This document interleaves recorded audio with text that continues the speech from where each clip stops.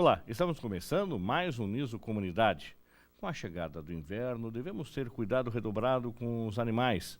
No programa de hoje, estamos recebendo os médicos veterinários Andréia Nakagi e Leonardo Maggio de Castro. Eles são professores do curso de veterinária da Universidade de Sorocaba. Acredito que para você que tem um bichinho em casa sempre fica na dúvida, né? Colocar roupinha no bicho, não colocar roupinha no bicho, tá? O gatinho, o cachorrinho. Mas e quem tem animais de grande porte, quer seja um criador, um produtor, ou você que tem uma chacrinha e tem lá o seu cavalo, tá? Tem lá um cabritinho lá num sítio, na chácara, põe roupa no bicho, não põe roupa, guarda dentro da casa, não guarda, como é que faz, tá? Então a gente vai bater um papo sobre eventuais doenças e cuidados agora no inverno, mas antes disso, como de praxe no nosso programa, você que sempre nos acompanha aqui, sabe que a gente conhece um pouco mais o perfil do nosso entrevistado. Então vamos começar com a professora Andréia Nakagi. Professora, gostaria que a senhora falasse um pouco da sua formação acadêmica. A senhora fez faculdade de veterinária onde? Bom dia, Fernando. Eu sou médica veterinária pela Universidade de São Paulo, na Universidade Estadual de São Paulo, o campus de Jaboticabal.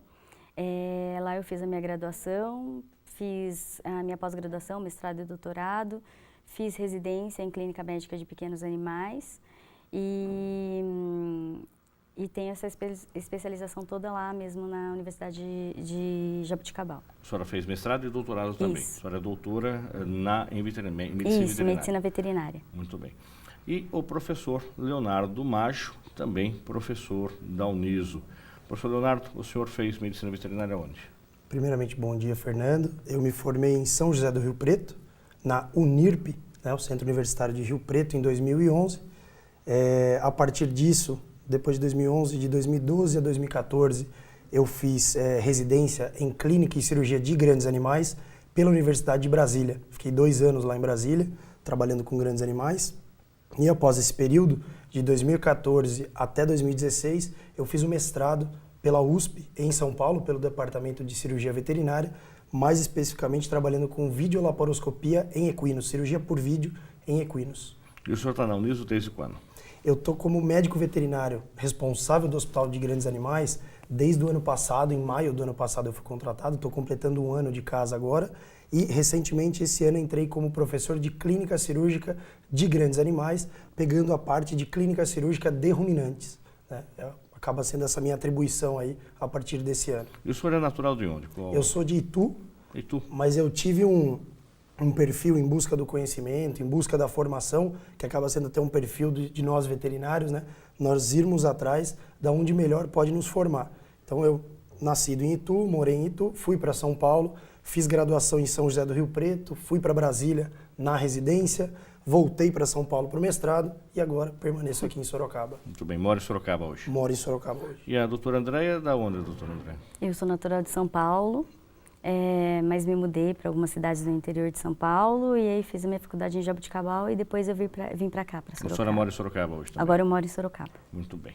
Então, vamos falar agora sobre essa época do ano que muda a temperatura. Tivemos recentemente aí muita chuva, consequentemente esfriou, tá? Quais são os cuidados? Deixa eu começar com os animais de pequeno porte, doutora Andréia.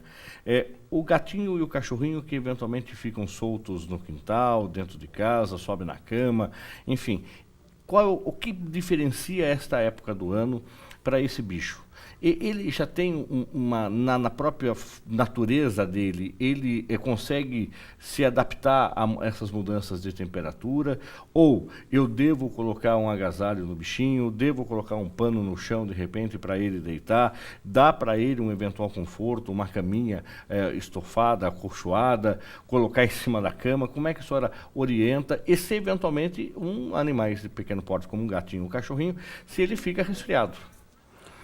Bom, primeiro a gente tem que lembrar, né, que esses cães e gatos e até os animais que o professor Leonardo também vai falar, eles são todos animais que nós chamamos de homeotérmicos. Então eles têm uma temperatura constante e que essa temperatura geralmente ela é corpórea, ela não varia de acordo com a temperatura do ambiente.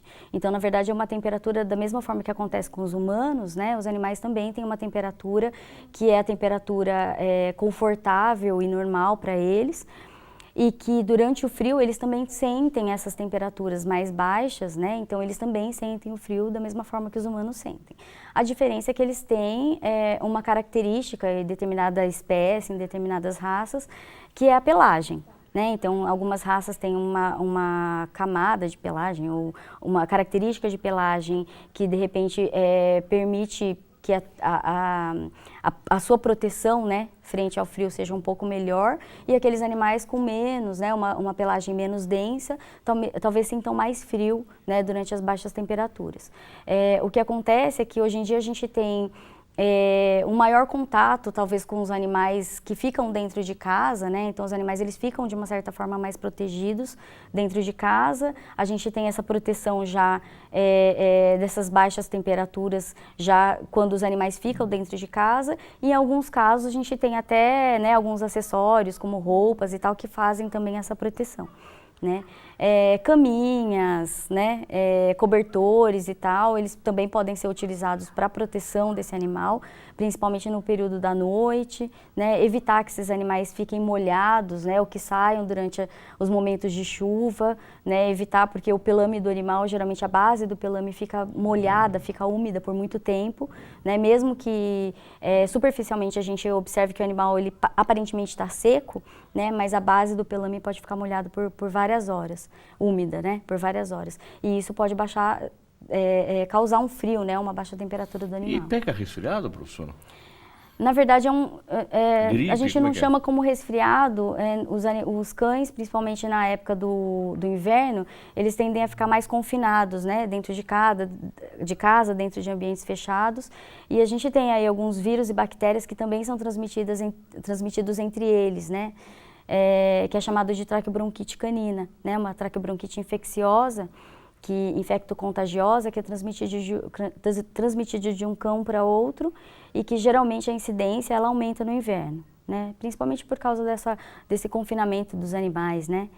E para os gatos a gente tem algumas viroses também que são transmitidas, normalmente são transmitidas entre os gatos, mas que na época do frio talvez a incidência ela fique um pouco maior dessa transmissão dessas viroses entre os gatos. E né? se eu ficar resfriado ou se eu ficar gripado, de repente eu posso passar isso para o meu animalzinho, ou o meu animalzinho, se estiver numa situação dessa, ele pode passar isso para mim? Certo. Os animais, os agentes patogênicos, né, que acometem os cães e os gatos, não são os mesmos agentes que causam algum tipo de doença, né, como resfriado ou gripe em humanos. E da mesma forma, não acontece a transmissão dessa gripe que acontece nos humanos para os cães e para os gatos. A gente não tem infecção, né, que cruza entre os animais e os humanos, não desses animais que nós chamamos aí dos cães, dos gatos, esses animais de estimação que ficam dentro de casa, tá? Principalmente essas viroses e essas bactérias, né, que são transmitidas entre as espécies, principalmente entre os gatos e os cães. Então, as viroses que são dos gatos, por exemplo, também não são transmitidas para os cães de forma direta, né? E dos cães também, essa traqueobronquite infecciosa que acomete os cães, também não é transmitida para os gatos e nem para os homens. Com relação também a essa temperatura, de mudança de temperatura, a pelagem do bichinho, ele pode precisar, um tipo de animal precisar de mais roupa do que o outro? Por exemplo, vamos imaginar o pincher, ou tem alguns gatos, por exemplo, os que não tem nenhuma pelagem, né, que eu acho que são gatos importados, não sei se são asiáticos, ou o pincher, por exemplo, que é peladinho, pequenininho, tá? Ou eu já tenho um husky siberiano, ou eu tenho um gato lá todo peludão. Colocar roupa, existe também uma dosagem aí ou não? É melhor perguntar, consultar um veterinário ou até na loja do pet shop, explicar para o bicho que eu vou comprar roupa? Na verdade, a gente tem as diferenças eu acho que de densidade de pelame, né? Justamente se a gente for pensar na origem desses animais, então a gente tem alguns animais que são de origem de países de baixas temperaturas, por exemplo, o husky é um animal que, na verdade, originalmente ele vem de lugares de temperatura muito baixa. Eles realmente têm uma proteção, né, contra o frio muito melhor do que aqueles animais que são desprovidos desse pelame. O São Bernardo também, né? Pois é, né?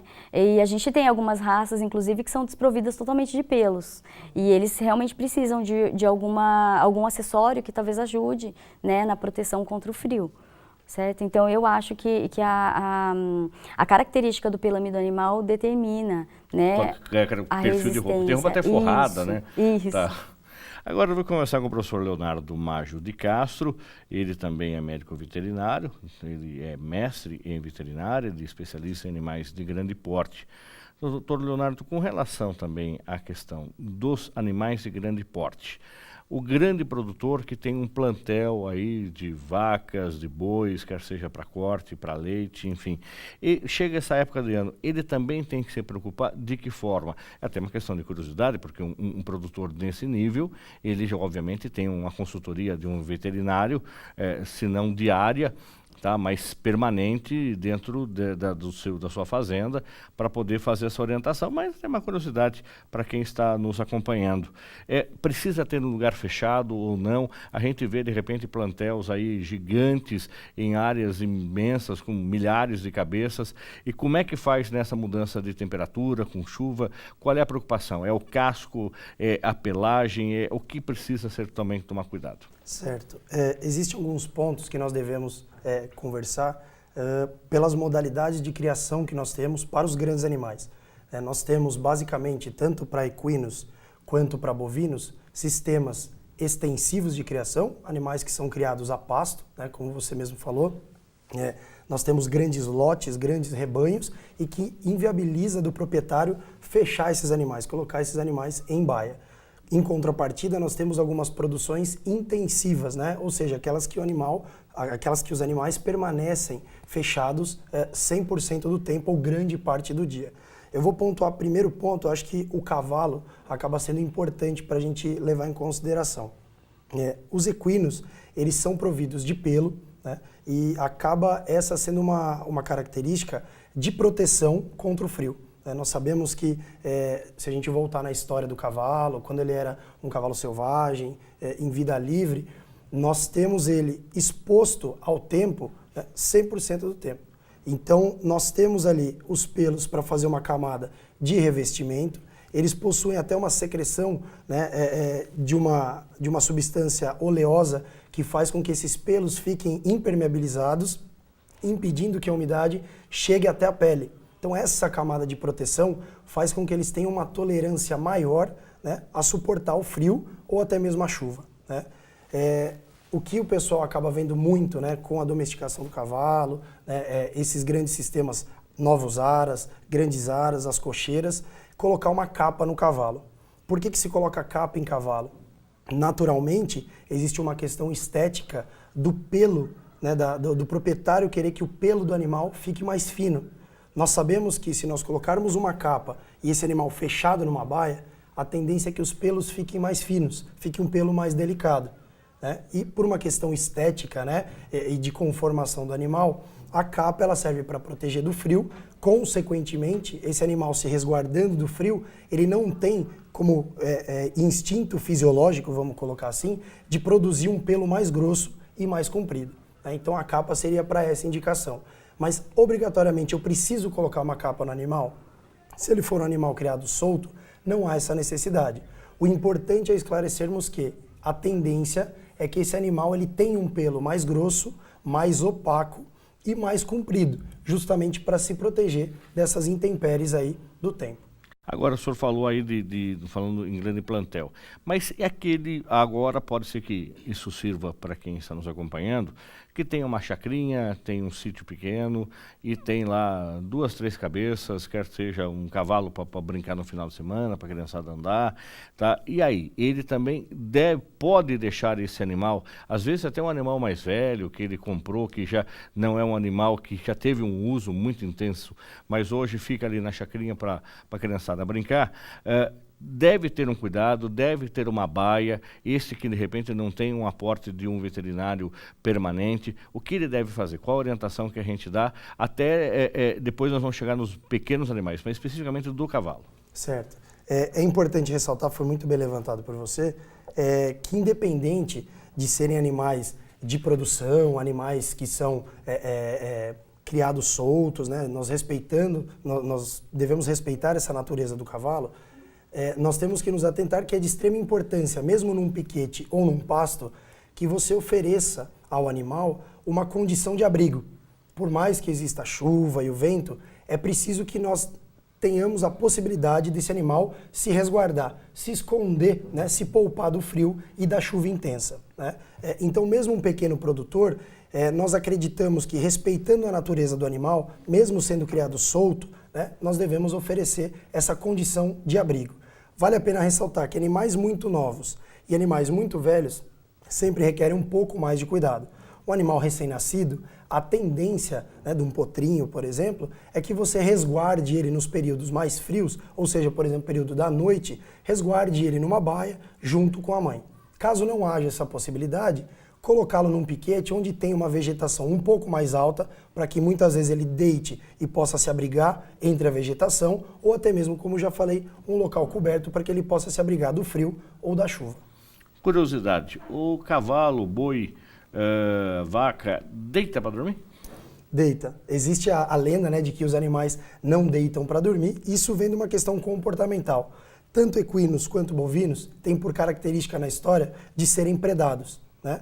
E para que eles tenham, como existe essa parte instintiva, para que eles pudessem ter uma rápida fuga, eles acabam permanecendo em pé, principalmente os equinos, né, para poder ter uma fuga imediata. Agora, se são animais criados há muito tempo no mesmo local, eles estão ambientalizados, se sentem confiantes, né, no sítio, na fazenda, na chácara ou no aras, muitas vezes nós percebemos que principalmente os equinos, eles deitam sim para dormir, mas por uma questão instintiva, por terem sido predados, eles acabam, maior parte do tempo, permanecendo em pé. E por uma questão de mecanismos de tendões e ligamentos, os cavalos, né, que eles falam, eles conseguem permanecer dormindo, né, descansando em pé com o mínimo de gasto energético. Por isso que ele consegue descansar efetivamente na posição quadrupedal, né, que a gente fala em pé. Mas se sentindo ambientalizado, se sentindo confortável, né, ele tendo confiança em todo o ambiente, ele fatalmente ele pode deitar para dormir tranquilamente. Os ruminantes, talvez, por uma característica de ruminação, né, para poder ter o preparo de todo o seu alimento no trato digestório, eles acabam deitando mais do que os equinos. Professor André, a gente está falando aí de pequenos animais, falamos do gatinho, do cachorrinho, agora os cuidados no inverno, mas vem também que o mundo pet está ampliando assim absurdamente. Tem gente criando aranha, criando cobra, criando tartaruga, hamster, enfim. Como é que, de repente, nesta época do ano? Também tem que consultar, de repente, um veterinário para saber se a aranha tem frio, para saber se o hamster tem frio, ponho lá uma capa na minha tartaruga, enrolo a minha cobra para ela não sentir frio. Como é que eu devo fazer em situações de animais que não são considerados ditos convencionais, mas estão migrando aí para o mundo pet? Na verdade, a orientação que nós damos é que a pessoa, quando decide por adotar um animal, né, por ter dentro de casa um animal, a espécie de animal, então quando ele escolhe, né, se é um cão, se é um gato, ou que seja uma tartaruga, um coelho, então a pessoa que decide adotar um animal, ela precisa inicialmente se informar a respeito daquela espécie, né, então saber qual que é a área que aquele animal precisa, né, quais são os cuidados básicos para aquele animal, né, qual que é, porque cada espécie de animal tem uma característica diferente, né, então eles têm, por exemplo, inicialmente eu falei sobre os animais homeotérmicos, então quando a gente fala de tartarugas, peixes, eles são animais pecilotérmicos, o que também, talvez tenham uma sensibilidade de temperatura muito diferente desses que são homeotérmicos. Não vai aquecer a água e pôr no exatamente, peixinho, então que eles vai matar o bicho. Exatamente, eles têm características totalmente diferentes. Então, antes de adotar, a gente orienta que a pessoa que decide por adotar um animal, que se informe, né, a respeito daquela espécie. Depois, no decorrer aí do convívio, né, com esses animais, o interessante é que esses animais eles sejam sempre avaliados por algum veterinário. E dentro da medicina veterinária nós temos várias especialidades hoje, né? Então, o que a gente tem já são aqueles animais, aqueles veterinários que são especializados em cuidados com animais de estimação e que dentro dessa linha de animais de estimação, a gente ainda tem os animais que são cães e gatos, nós temos as especializações, né, dentro de veterinários que são especialistas em atendimentos de cães e de gatos, e nós temos aquele veterinário que é especializado no atendimento de animais exóticos, né, de animais silvestres. Então, a gente já tem, dentro dessa linha de animais exóticos, nós temos já especializações em clínica, cirurgia, né, e que toda vez que nós temos a necessidade de informações a respeito dessas espécies de animais, nós temos que saber que existem as especializações e que esses veterinários eles devem ser procurados para melhor informar, né, a respeito de cada espécie.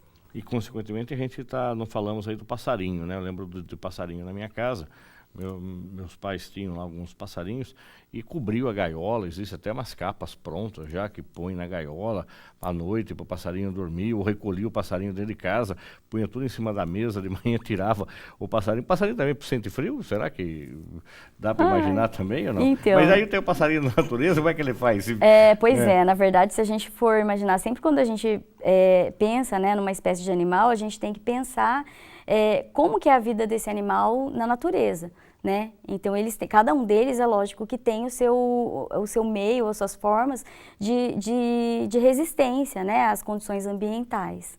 Né? Mas nós temos os veterinários que são especializados em cada uma dessas áreas, né? Então, em aves, em peixes, né? Em animais exóticos, e que eles devem ser procurados toda vez que a gente tem a intenção de adotar ou se informar a respeito dessas espécies. Nós vamos para um rápido intervalo, daqui a pouco a gente volta com o Dr. Leonardo Maggio falando aí a respeito de mini animais, chamado aí é uma área que também está cada vez mais comum como animais pets, ou seja, você ter na sua casa, tranquilamente dentro de um apartamento, um porquinho. Tá? E não é um porquinho da Índia, não, é um porco normal, só que num tamanho menor. A gente volta já já, não saia daí.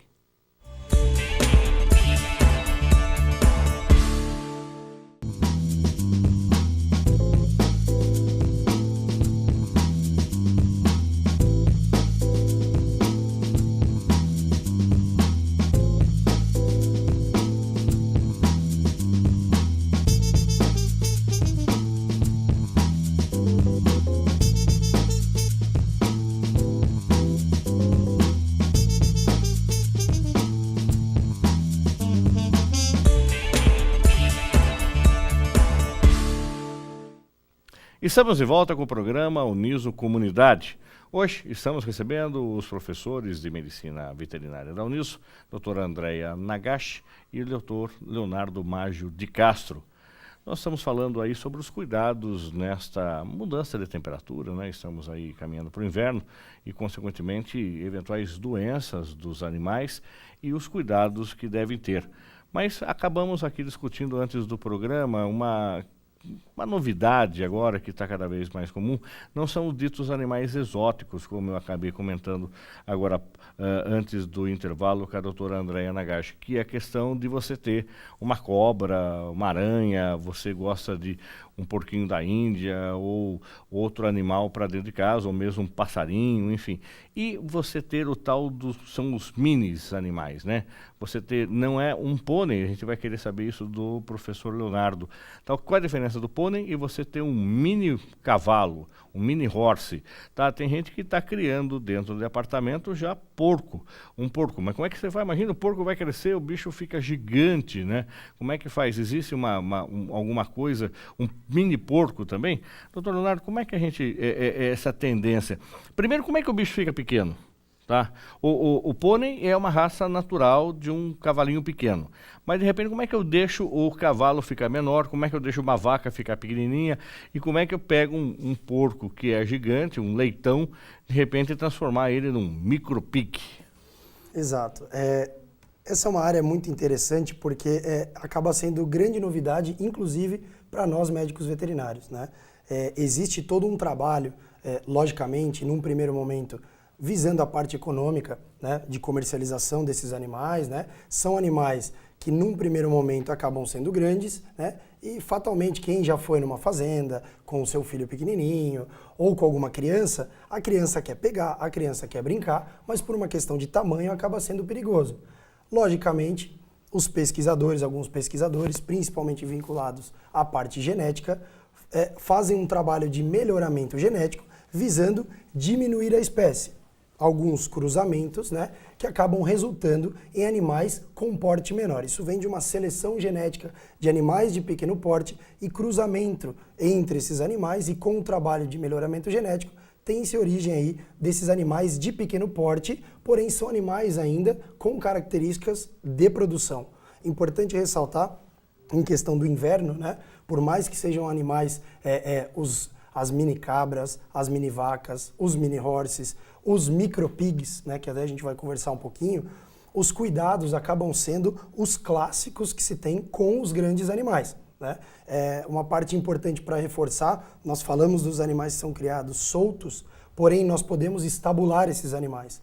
A grande questão é que esses ambientes têm que ser ventilados, têm que ser bem arejados, justamente porque senão, da mesma forma que nos humanos e em pequenos animais, a propagação de doenças, principalmente do trato respiratório, acaba sendo maior por uma aglomeração e falta de circulação de ar. Agora, doutor André, deixa eu falar com a senhora com relação também a essa mudança genética nos animais.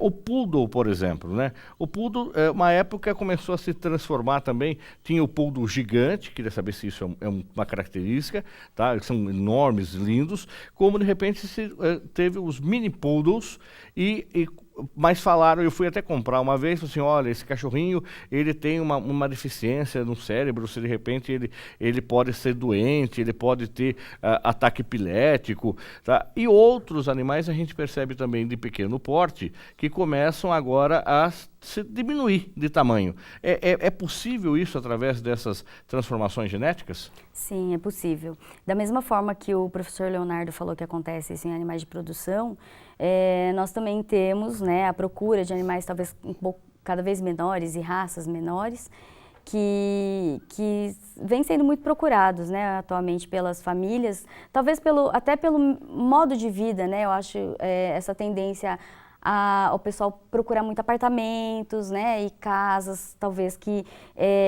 famílias que queiram ter esses animais dentro de casa, né, então a tendência é mesmo uma procura maior por raças que sejam talvez menores e que sejam mais adequadas para conviver, né, de uma forma mais próxima, né, da família.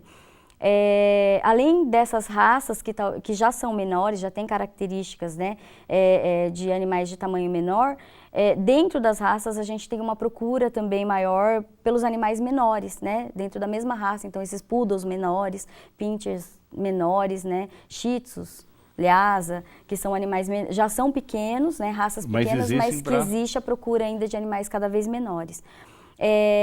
Eu já ouvi falar, eu já li alguma coisa falando sobre a humanização dos animais, né? Então eles procuram, muita gente procura mesmo um animal que tenha talvez o jeito ou a característica de um filhote. Então, às vezes, a procura pelo animal menor seja também relacionada com essa tendência, né, dos humanos procurarem animais que tenham caras ou que tenham jeito ou tamanho de animais filhotes.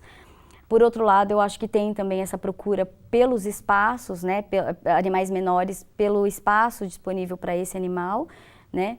E eu acho que tudo isso, na verdade, é proporcionado pela, vamos dizer assim, pela genética, né? Então, a conquista desses animais, ou a formação desses animais cada vez menores, ela se dá pelos cruzamentos, né? E a seleção dos animais menores, então procura-se uma fêmea menor com um macho menor e faz o cruzamento para ter a ninhada cada vez menor. Só que esses cruzamentos, né, dentro dessas raças, eles realmente predispõem ao aparecimento, à perpetuação de alguns genes que nem sempre são genes bons, né, vamos dizer assim, de um jeito popular. São genes bons e às vezes podem proporcionar o aparecimento, a perpetuação de alguns genes, que são genes que nós chamamos de deletérios, né, e que são genes que promovem o aparecimento aí de algumas doenças, né, e que são características dentro de algumas raças, né. Agora vamos voltar lá com o Dr. Leonardo. Com relação então também a esses pequenos animais. Isso é genético, quer dizer que não dá para de repente você tem que fazer em laboratório a manipulação para poder diminuir o tamanho. Não dá para pegar uma vaca grande e tentar achar uma vaquinha menor e tentar ir cruzando até chegar um dia, quem sabe, talvez uma mini vaca. Não é isso, né? Exato, não é isso. Nós temos as vacas que são grandes, por exemplo, né, que tem um peso, tem um tamanho avantajado, e você pode conseguir diminuir o tamanho dela, porém, na proporção para os grandes animais. Uma mini vaca, você só vai conseguir obter cruzando com um mini touro e uma mini vaca, e você tem, obviamente, ali um mini bezerro, por exemplo. Mas eles não são híbridos? Não, não são híbridos, não são híbridos. Né? São da mesma espécie e eles conseguem cruzar e se perpetuar. Um ponto importante de levantar, assim como a professora Andréa falou, nós vemos também nesses mini animais de produção uma série de alterações, né, uma série de enfermidades, né, de doenças vinculadas a esse melhoramento genético, se é assim que a gente pode dizer. São selecionados genes deletérios e que nós vemos que causam uma série de doenças, né, principalmente em mini vacas, mini horse. Nós vemos muitos problemas de locomotor, né, de conformação. Então não é raro a gente receber no hospital o proprietário que fala, olha, a patinha da minha vaca ela é torta, ela está entortando, o joelho dela está inchado, justamente por uma questão de conformação, né? São doenças adquiridas aí de cunho genético, né? Além de malformações no nascimento, problemas no parto, entre outras doenças de sensibilidade. São animais muito mais sensíveis e susceptíveis a desenvolverem doenças. Agora, com relação ao micropique, é a mesma forma, você pega o leitão que de repente chega a... Quanto pesa um leitão enorme, grande, aquele que a gente vai deixando engordar ele para comer no Natal? Só para ter uma ideia de peso, eu falo isso para os alunos aqui, nas aulas de cirurgia, nós fazemos um procedimento chamado orquiectomia. Nada mais é do que a castração do macho, a retirada dos testículos. Nós tivemos a oportunidade de operar um cachaço. Cachaço seria o macho reprodutor suíno, né? Numa granja de suínos, o animal era muito grande e pesava aproximadamente, pesado na balança, em torno de 350 quilos. Isso um macho adulto reprodutor. Ou seja, é muito grande. A parte de seleção, obviamente, ela vai sendo animais cada vez menores para se poder chegar até um ponto de ter um micropig. A ideia que o pessoal tem, até nós tivemos a oportunidade de atender um micropig aqui na Uniso, né? Ele veio para a gente, ele tinha 2, 3 quilos, era muito pequenininho. E a proprietária me questionou se ele iria ficar daquele tamanho para sempre. Não vai virar um leitão no apartamento. Exato. A ideia é que ele comece com 2, 3 quilos, porém ele vai crescer. Apesar do nome ser micropig, mas ele chega numa base de 12 até 15 quilos. Fica um animal de médio porte. Então isso também talvez seja mais uma estratégia, né, do pessoal que esteja vendendo, de achar que o porquinho vai ficar lá com seus 2, 3 quilos. E isso não. Dentro de um apartamento, nos primeiros meses, vai ficar tranquilo. Mas o tempo passando, ela vai vendo que o animal vai crescendo e vai falar, meu, esse animal está crescendo e está ficando que nem qualquer outro aí de granja.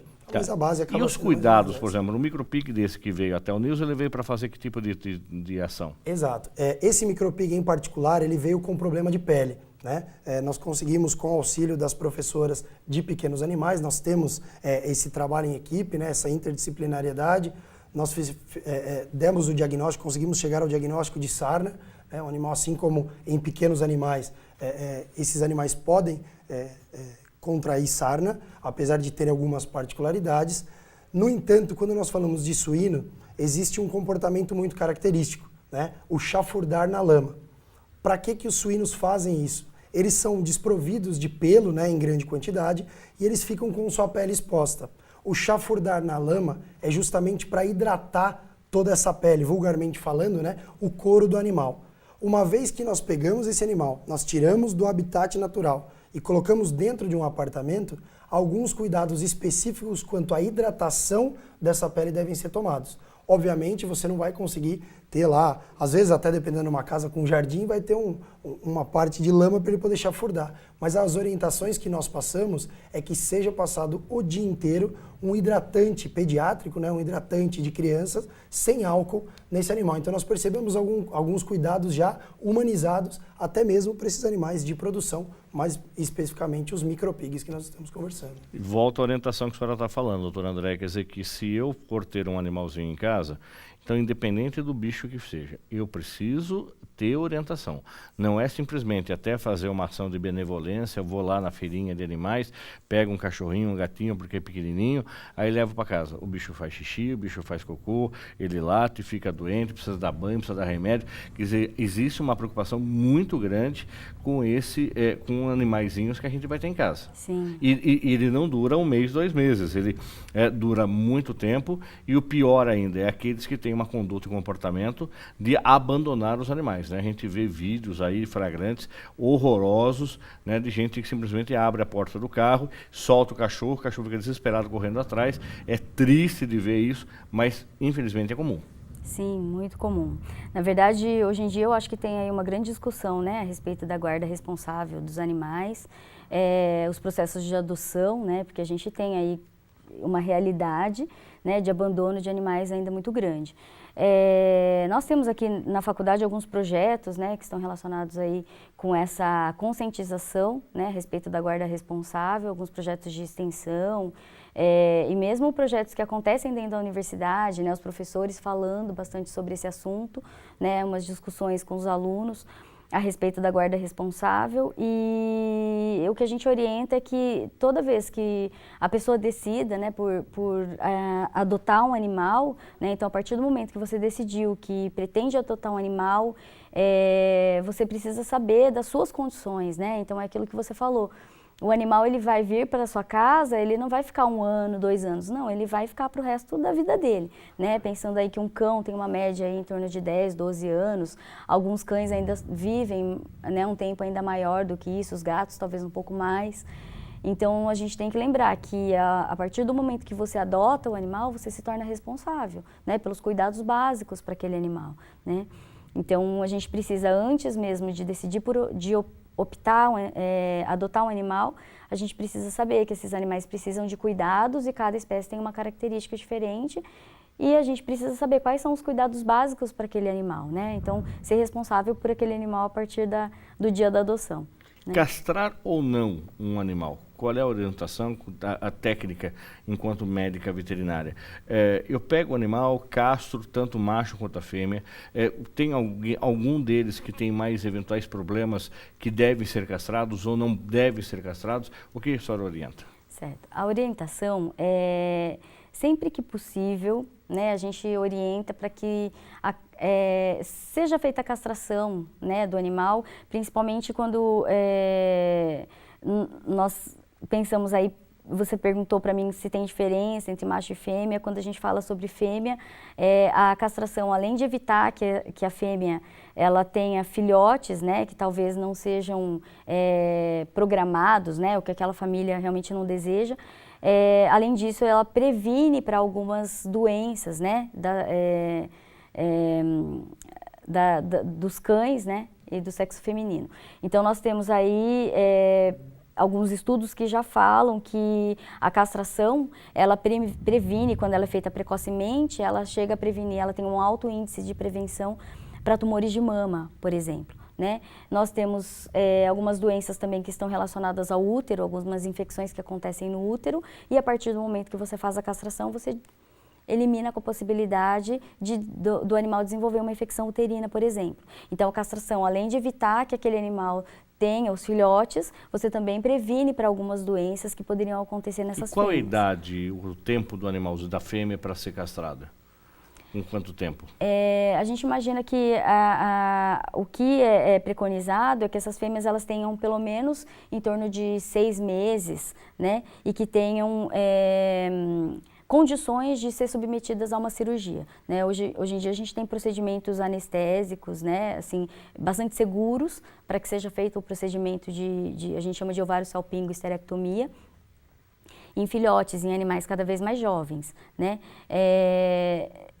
Aquela história, né, o que acreditava-se até pouco tempo que o animal precisava entrar no seu primeiro cio, né, para que pudesse ser feita a castração e tal, na verdade é muito discutido ainda esse ponto, mas acredita-se que o animal não precisa entrar no primeiro cio, ele pode ser castrado precocemente. E o macho? Né?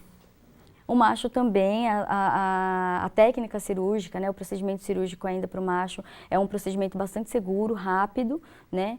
E, na verdade, a indicação é bastante grande para a castração dos machos, né? Para evitar esse enorme número de animais que nós temos aí que são abandonados, né? Que são animais que não programados e que ficam abandonados pela rua, né? Agora, doutor Leonardo, com relação aos grandes animais, qual é a orientação também com relação à castração?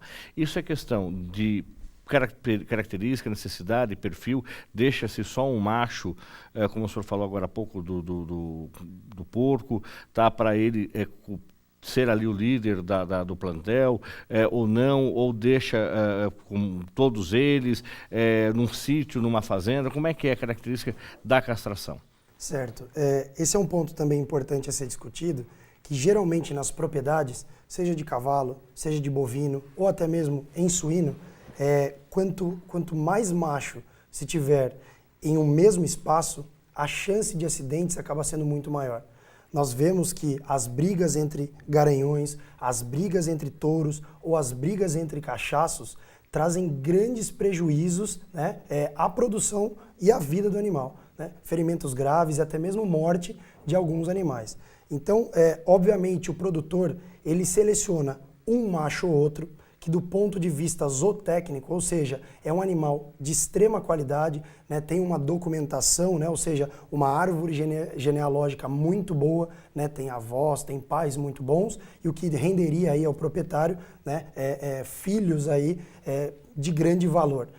E você seleciona o proprietário, indica-se o proprietário selecionar algum desses machos, né? Evita-se deixar os machos totalmente juntos, principalmente por essa questão de segurança, né? Por mais que exista o setor de garanhões, o piquete separando os touros, mas preconiza-se deixar um macho ou outro e a maioria dos animais serem as fêmeas, né? Então, a castração, diferentemente de pequenos, né, nós acabamos optando muito mais pelos machos e aí um ou outro macho na propriedade para ser realmente o reprodutor do aras, o reprodutor do rebanho, da fazenda ou da granja de suínos, a fim de evitar acidentes, né, e dessa forma a gente conseguir manejar melhor esses animais.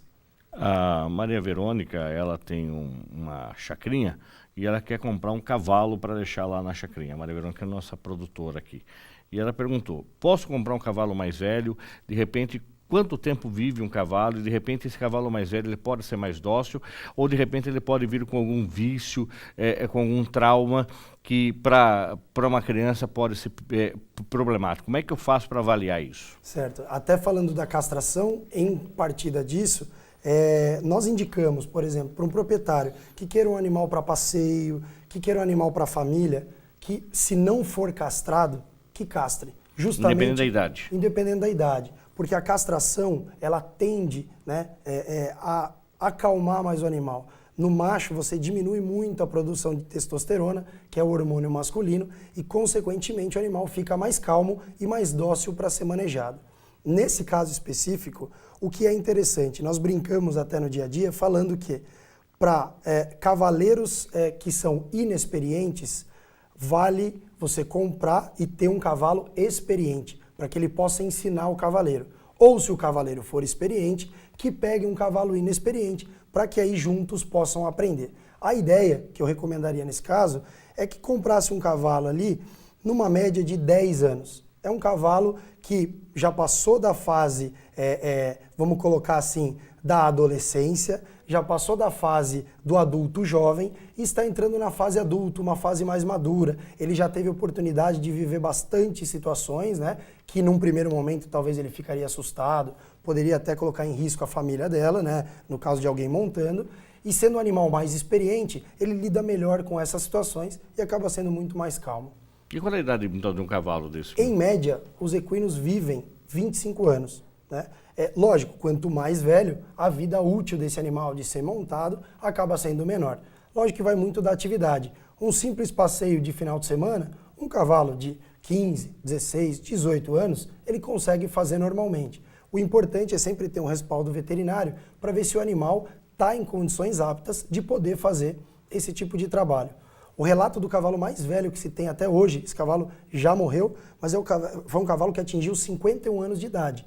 Né? Então, apesar da média ser 25 anos, mas nós temos sempre aquele que acaba avançando um pouco mais. E a mesma orientação que a doutora Andréa falou, quer dizer, se vai ter um cavalo para pôr na sua chacrinha, também tem essa preocupação, não é eu cansei do bicho, abro a porteira e põe ele na rua. Exatamente, eu acho que isso não só para os cavalos, mas para cavalos, para bovinos e para os mini animais de produção, saber entender o comportamento desse animal, as necessidades fisiológicas, nutricionais desse animal e de habitat. A gente percebe muitas vezes algumas estereotipias, ou seja, alterações comportamentais. Um animal que era solto, o cara compra o cavalo, fecha numa baia. Esse animal ele começa a morder a baia, ele começa a se machucar, ele começa a dar coice na parede, ele fica muito mais irritado porque não foi respeitada a questão fisiológica, a questão do habitat comportamental dele. Então sempre buscar orientação do médico veterinário para que possa conduzir da melhor forma possível essa aquisição desse animal.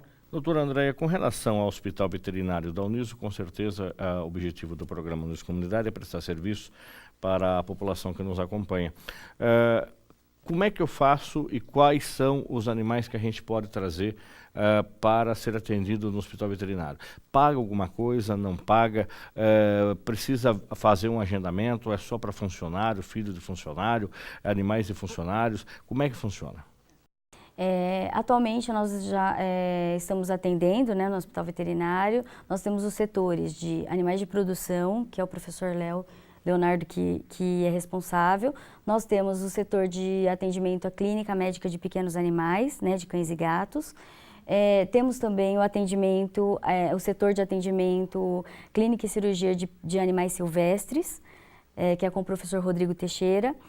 E temos também um setor já de cirurgia de pequenos animais, que geralmente esses animais que vão para atendimento cirúrgico, geralmente são encaminhados do setor de clínica médica de pequenos animais. Todos esses animais, eles devem ser agendados, né, para o atendimento através do telefone do Hospital Veterinário.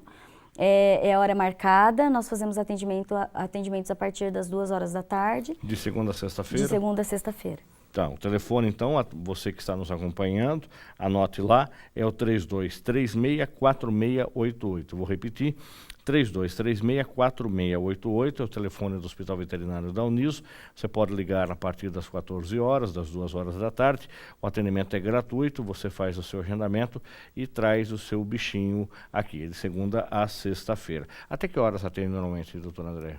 A gente tem atendimento até 6 horas da tarde. Até 6 horas da tarde. Agora, professor Leonardo, da mesma linha de raciocínio com relação ao atendimento, nós temos aí, que o senhor é responsável, pelo Hospital dos Grandes Animais. Aquele que também tem um equino, tem um cavalo, tem um boi, mas é um só, é um pequeno produtor aqui da região e não tem condições, de repente, de ter uma consulta habitual com o veterinário, ele pode ser atendido também no Hospital Veterinário da Uniso? Com certeza, é um serviço que nós oferecemos à comunidade, né? Tanto a comunidade interna da Uniso quanto a comunidade externa da região metropolitana de Sorocaba. E a gente percebe, né, uma característica dos hospitais veterinários é que muitas vezes, se tornando referência, né, não existe uma distância que impeça do proprietário trazer. Logicamente, ao proprietário carente, lógico que acaba sendo um suporte mais regional, só que nós temos alguns proprietários que acabam vindo de muito longe por uma questão de buscar o serviço de qualidade que é oferecido na instituição. O hospital hoje ele é equipado para fazer atendimentos clínicos e cirúrgicos. Nós temos um centro cirúrgico aí que acaba sendo uma grande referência no estado de São Paulo e Brasil, equipado com equipamentos de última linha, modernos, e estamos aptos aí a poder funcionar para o atendimento clínico cirúrgico de grandes animais. Então fica à disposição para toda a comunidade interna e externa no mesmo número. Das 2 às 6 é feito o atendimento inicial. Caso haja necessidade em grandes animais, obviamente esse animal permanece no hospital e todo o suporte médico veterinário vai ser dado a ele até que ele receba a alta. É possível até um atendimento na propriedade, se for o caso? Exato, nós temos feito isso com uma finalidade principalmente acadêmica, né, durante as disciplinas. No caso da disciplina que eu sou responsável em conjunto com o professor Paulo Sanches, nós fazemos alguns atendimentos e cirurgias a campo, justamente para mostrar para os alunos qual é a realidade, né? O mercado de trabalho para o veterinário de grandes animais não se limita só ao hospital veterinário. Muitas situações você é chamado a uma fazenda, chamado a um aras, e você precisa com as técnicas embasadas pela literatura e pela sua experiência, né, fazer uma cirurgia a campo. O que seria a cirurgia a campo? Cirurgia na fazenda, no meio do pasto, num tronco de contenção meio rústico, né? A gente acaba lidando aí bastante com esse tipo de situação e os alunos da Uniso têm a oportunidade de vivenciar isso de perto. Independente do telefone de contato que nós já passamos, eu vou repetir daqui a pouco, professor Leonardo, quem quiser conversar com o senhor a respeito de ser um médico veterinário, aquele que está nos acompanhando tem interesse em seguir para essa área da veterinária, mas será que eu tenho dom? Quero conhecer o hospital veterinário, quero fazer uma visita, como é que pode fazer? Um e-mail institucional do senhor para a gente disponibilizar para quem está nos acompanhando. Certo. Primeiramente, nós estamos aqui na Uniso de segunda a sexta, né? Das 2 às 6 da tarde. Inclusive, alguns dias de manhã a gente acaba vindo por ter que desempenhar alguma função com o animal. Então, quem precisar pode procurar o Hospital Veterinário de Grandes e lá em contato, as portas estão sempre abertas. E nós temos o e-mail institucional também, leonardo.castro@prof.uniso.br. Fica inteiramente à disposição aí para vocês, né? Quem precisar, estamos aí para esclarecer. E o hospital está aberto, o Unisotour, que é uma iniciativa muito bacana da faculdade, né, para poder colocar os alunos do ensino médio e fundamental da região metropolitana de Sorocaba em contato com a nossa realidade. Nós temos recebido, a demanda é muito grande e o pessoal, eles ficam deslumbrados, né, com o que eles veem lá no hospital, eles não acreditam que existe tamanha infraestrutura e suporte para esses animais. Muito bem. Doutor André, da mesma forma, eu gostaria que a senhora disponibilizasse o seu e-mail institucional para quem quiser bater um papo com a senhora, quer conhecer também o hospital de pequeno porte, enfim, como é a forma mais fácil? Certo. Eu estou aqui na universidade praticamente todos os dias na parte da manhã em aulas e na parte da tarde, alguns dias no Hospital Veterinário, juntamente com a professora Andréia Alves, que é a veterinária responsável pelos atendimentos em cães e gatos, né, na clínica de pequenos animais. Nós estamos disponíveis, né, para uma troca de informações, ideias, para quem estiver interessado em saber um pouquinho mais sobre essa nossa área. Meu e-mail é andrea.nakage@prof.uniso.br. Muito obrigado. Lembrando então mais uma vez, obrigado aos professores, lembrando mais uma vez o telefone do Hospital Veterinário para você agendar consulta, sempre no período da tarde, 3236-4688. 3236-4688. Você pode ligar e marcar o seu agendamento independente de pequeno animal ou grande animal, até o animal silvestre, eventualmente que você tiver, os professores estão à disposição. O programa Uniso Comunidade fica por aqui. Se você tiver alguma sugestão ou quiser entrar em contato com a nossa produção, é só acessar o nosso Facebook, Uniso Comunidade. Curta lá. E se você quiser rever este e outros programas, inscreva-se no nosso canal no YouTube, que é a TV Uniso. Até o próximo programa. Até lá!